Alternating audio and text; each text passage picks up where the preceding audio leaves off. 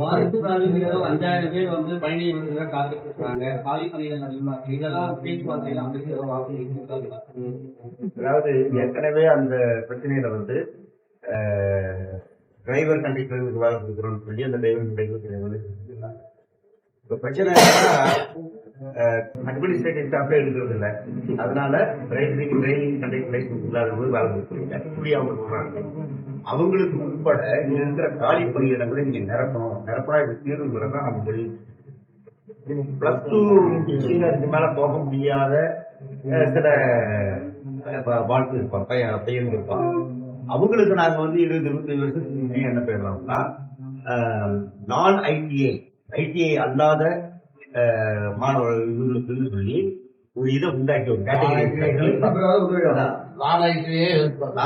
Helper உண்டாக்கி அவங்களும் நீங்க போனவங்க அவங்களை வந்து நீங்க நிறைவேற கொஞ்சம் ஆக்கிட்டு அப்படியாவது இந்த கருணை அடிப்படையில் உள்ளவர்கள் நீங்க பார்க்கணும் போறோம். அப்படி நிறைய பேருக்கு வேலையை கொடுத்துருக்காங்க. இப்ப அது நின்று போயிருக்கு. அதை நீங்க வந்து ரிவைவ் பண்ணணும். அதுல என்னன்னா நான் சொல்ற மாதிரி ஏடிஎம்கே பீரியட்ல வந்து ஒரு 8 அரசாணை போட்டு பணி நியமன தடை, இந்த இப்ப நீங்க சொல்ற இந்த எல்லா பிரச்சனையும் தடையை போட்டுக்கிறார்கள். அந்த தடையை எதிர்த்து அந்த ஆட்சியில் எல்பிஎஃப் உட்பட இன்றைய முதல்வர் உட்பட எல்லோரும் அதான் தப்பு, அதெல்லாம் இன்னும் அது நடைபெற்றார் அப்படி இருக்கிறது என்பதுதான் பிரச்சனை. அதையும் நாங்கள் கடுமையாக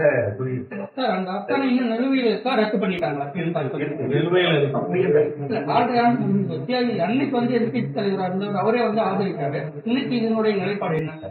தப்புங்கிறதுதான் நாங்க வந்து சொல்றோம், அதுதான் போராடுறோம். எதிர்த்தாங்க. இன்னைக்கு அவங்க ஆட்சி வந்த பிறகு ரத்து பண்ணாது தவறு.